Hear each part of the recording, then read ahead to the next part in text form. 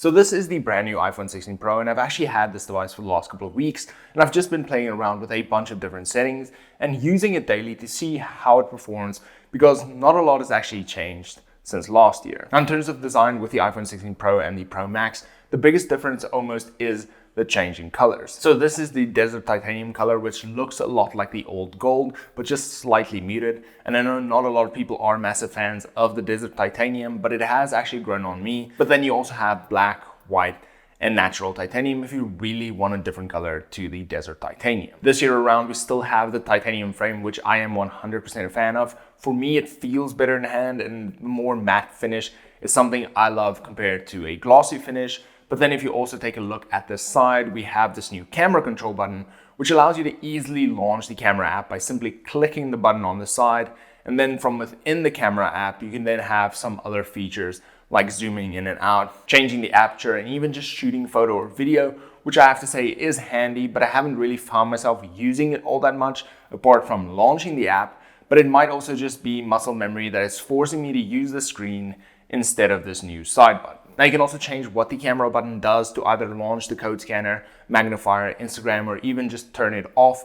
But then why really even have the iPhone 16 at that point? And then lastly is the screen sizes. And this year, the iPhone 16 Pro comes with a 6.3-inch display compared to the 6.1-inch from last year. And the Pro Max now has a 6.9-inch display compared to the 6.7 display of last year. Plus, they've made the bezels extremely small, so overall the screen just fills up the entire front face of the new iPhone 16 Pro, and it kept the iPhone from becoming a whole lot larger compared to the iPhone 15 Pro and Pro Max. The display is their Super Retina XDR display, which is an OLED display with 2622 by 1206 resolution at 460 pixels per inch. The display supports 120 Hz refresh rate, HDR10 and Dolby Vision, and has a maximum brightness of 1000 nits in auto, 1600 nits in HDR, and a massive 2000 nits outdoor, which just makes it really easy to use your device outdoors. It really is hard to fault an Apple display as they look really good, so from consuming content to even making and editing content,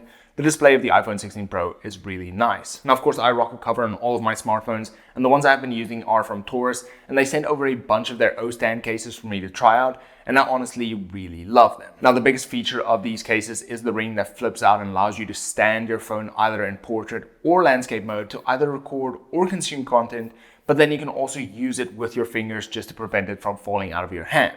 Now, these are still MagSafe compatible, and they come in a bunch of different colors, and they even have a few other options on their website, but they all protect your phone from drops. They have lips to cover the lenses as well as the screen, plus they actually look really stylish, which is a massive plus. They also have this really easy to apply screen protector that literally just requires you to place your phone in this device and pull a tab. It really is that simple. It applies without any dust or bubbles, and it is easy to line perfectly, so no need to try multiple times just to line it up. Plus, you get two in the box. I will leave a link in the description below if you're interested in buying a case from Taurus. They really look good and they work really great. In terms of storage, this one is the 256GB version, but it is also available in 128GB, 512, or even 1TB, which is great depending on the amount of storage that you need. Now, you can also pay for more cloud storage and then rather opt for a smaller size internally. But yeah, really just depends on how much storage you need. Now, in terms of battery, Apple hasn't actually clarified how big the battery is, but some people have deduced that it is a 3582 milliamp hour battery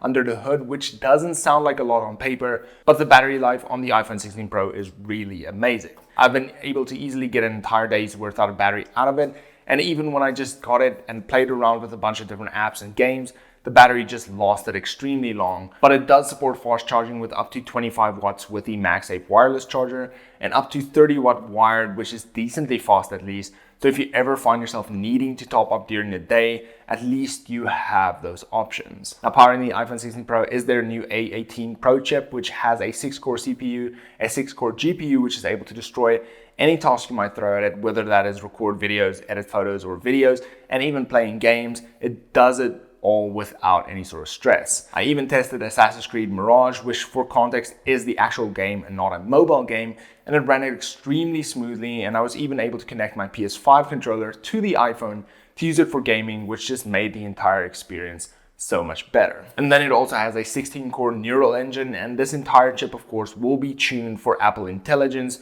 which the iPhone 16s don't have yet. So I will have to make a follow-up video on the device in December once it actually launches to really test out the device to its fullest. Now, one thing to add here quickly is that the iPhone 15 Pro and Pro Max are also getting Apple Intelligence. So if you have any of those devices and you were on the fence about whether or not to upgrade to the 16s, if you're mainly looking for Apple Intelligence, then it might be best to just keep your 15 Pro or Pro Max instead. Then when it comes to the cameras of the iPhone 16 Pro, we now have a massive 48 megapixel ultra wide camera, 48 megapixel fusion camera, which will be a 24 megapixel wide, as well as a 48 megapixel 2x telephoto. And then we also have a 12 megapixel 5x telephoto lens. They've also added in photographic styles, which for me is amazing, especially if you are looking to take pictures on the go and share them as quickly as possible.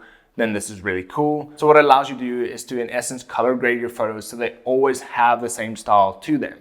So this really does save a step between taking a photo and then having to edit them. Now you can just take the picture and share it directly to Instagram or wherever it is that you want to share, which is great for content creators especially. But what's great is you can still change the style after the photo is taken, so it isn't hard baked into the photo, which is great. So if you change your style or if you just want to share it with other people, it's really easy to do. You also have the ability to shoot an Apple log again for your videos, but then one of the biggest upgrades as well is that you now have the ability to shoot in 4K 120 frames per second. So if you wanted to shoot slow motion videos or just really smooth B-roll, well, now you can, and both photo and video on the iPhone 16 Pro look amazing. But stay tuned for later this year where I'll be doing a comparison between the iPhone 16 Pro, the S24 Ultra, as well as the Google Pixel 9 Pro to see how they all perform both in photo and video and do a sort of a little bit of a comparison. So be sure to like and subscribe this video to be notified about the next one. Now, should you actually grab the iPhone 16 Pro, and for me, the biggest elephant in the room is still Apple Intelligence, which is not available yet. And depending on where you are in the world, it might only launch in December, which is at least around the corner. But for now, it really depends. Do you need to have the latest and greatest? Are you making the upgrade from like an iPhone 13 perhaps?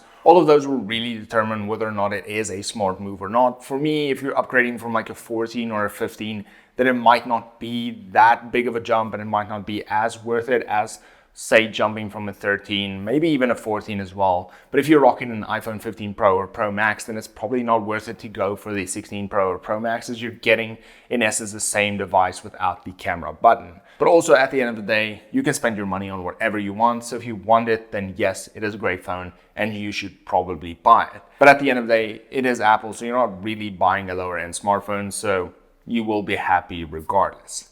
But that is it for today. And then until next time. Cheers.